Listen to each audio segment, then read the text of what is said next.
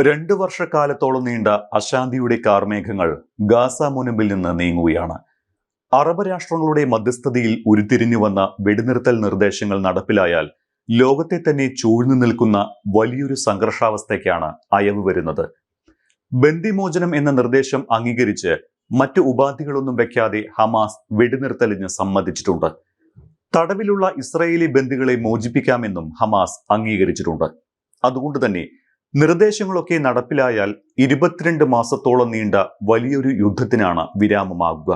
പക്ഷേ അപ്പോഴും ഇക്കാര്യത്തിൽ ഇസ്രായേൽ നിലപാട് എന്ത് എന്നത് സംബന്ധിച്ച് ഇപ്പോഴും വ്യക്തതയൊന്നും ലഭിച്ചിട്ടില്ല.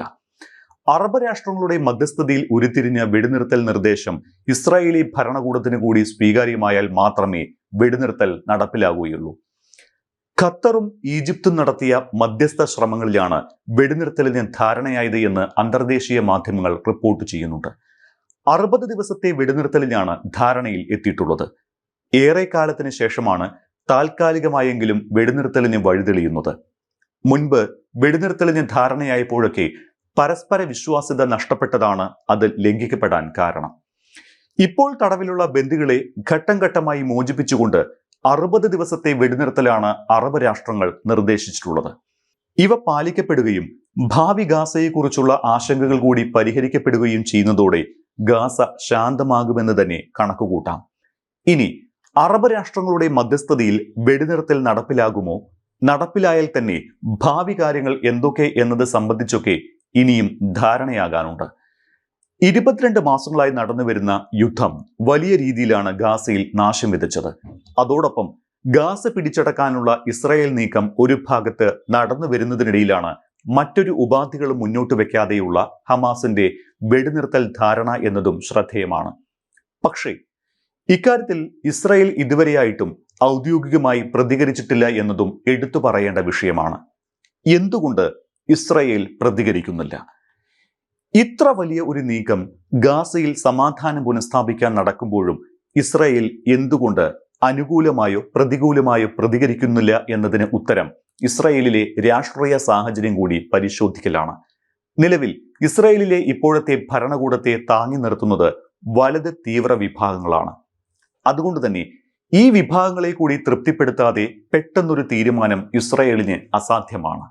കാരണം ഗാസ ആക്രമിച്ച് കീഴടക്കി ഗാസയുടെ പരമാധികാരം പിടിച്ചെടുക്കുക, ഹമാസിനെ നിർവീര്യമാക്കുക, ഹമാസിന്റെ ശേഷിക്കുന്ന ശക്തി കേന്ദ്രങ്ങൾ ഉന്മൂലനം ചെയ്ത് ഭാവിയിൽ ഹമാസ് ഇസ്രായേലിന് ഭീഷണിയാകുന്നില്ല എന്ന് ഉറപ്പാക്കുക, ഈ തീരുമാനങ്ങളാണ് ഇസ്രായേൽ ഭരണകൂടം കഴിഞ്ഞയാഴ്ച കൈക്കൊണ്ടിരുന്നത്. ആ ഒരു സാഹചര്യത്തിൽ പെട്ടെന്നുണ്ടാകുന്ന തീരുമാനം ഇസ്രായേൽ അംഗീകരിച്ചെന്ന് വരില്ല. ഇനി യുദ്ധം അവസാനിപ്പിക്കുമ്പോഴും ഹമാസിനെ എന്ത് ചെയ്യണം, അവരുടെ പക്കൽ ശേഷിക്കുന്ന പ്രഹരശേഷി കൂടിയ ആയുധങ്ങൾ എന്ത് ചെയ്യണം എന്ന കാര്യങ്ങളെല്ലാം ആലോചിക്കേണ്ടതുണ്ട്. പഴയതുപോലെ ഇറാഖിൽ നിന്നോ മറ്റോ ഹമാസിന് ആയുധങ്ങൾ എത്തുന്നില്ല എങ്കിൽ കൂടിയും അതോടൊപ്പം ഗാസയിലെ തുരങ്കങ്ങളിലെ സംവിധാനങ്ങൾക്ക് എന്ത് സംഭവിക്കും എന്നതൊക്കെ വെടിനിർത്തലിനൊപ്പം ആലോചിക്കേണ്ടതാണ്. അതുകൊണ്ട് തന്നെ ഇക്കാര്യത്തിൽ ക്രിയാത്മകമായ ഒരു നിർദ്ദേശമായിരിക്കും ഉയർന്നു വരിക. ആയുധങ്ങൾ അറബ് രാഷ്ട്രങ്ങളെ ഏൽപ്പിച്ച് ഭാവിയിൽ ഉപയോഗിക്കുന്നില്ല എന്ന് ഉറപ്പുവരുത്തണം. അതിന് അവിടെ ഒരു നിഷ്പക്ഷ സേനാ സംവിധാനം വരണം. ഒപ്പം ഗാസയിൽ ഏത് രീതിയിലുള്ള ഒരു ഭരണ സംവിധാനമാണ് വരേണ്ടത് എന്നുകൂടി ആലോചിച്ച് തീരുമാനിക്കണം.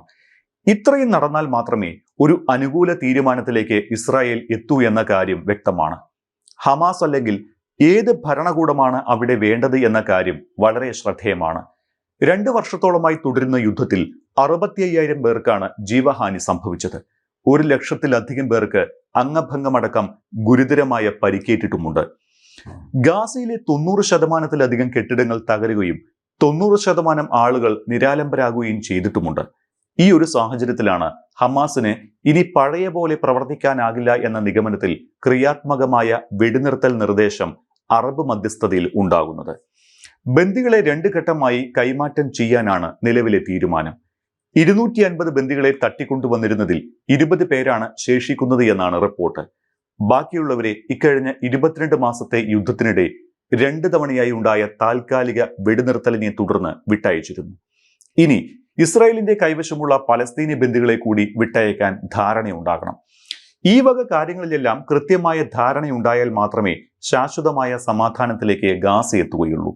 ഇനി ഇപ്പോഴത്തെ 60 ദിവസം വെടിനിർത്തൽ പോലും പാലിക്കപ്പെടുമോ എന്ന കാര്യത്തിലും ഉറപ്പൊന്നുമില്ല. കാരണം ഇതിനു മുൻപ് 2 തവണ വെടിനിർത്തൽ ഉണ്ടായപ്പോഴും പരസ്പര വിശ്വാസം ഇല്ലാതായപ്പോഴാണ് അത് ലംഘിക്കപ്പെട്ടത് എന്ന കാര്യവും ഓർക്കണം.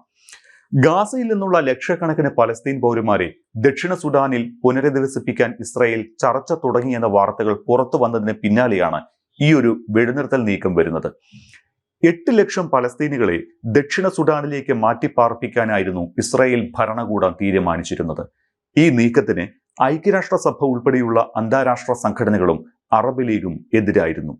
എന്തായാലും ഇനി ഗാസയിൽ എന്ത് സംഭവിക്കും, ഇസ്രായേൽ എന്ത് നിലപാടാവും സ്വീകരിക്കാൻ പോകുന്നത് എന്ന കാര്യങ്ങളൊക്കെ നമുക്ക് കാത്തിരുന്ന് കാണാം.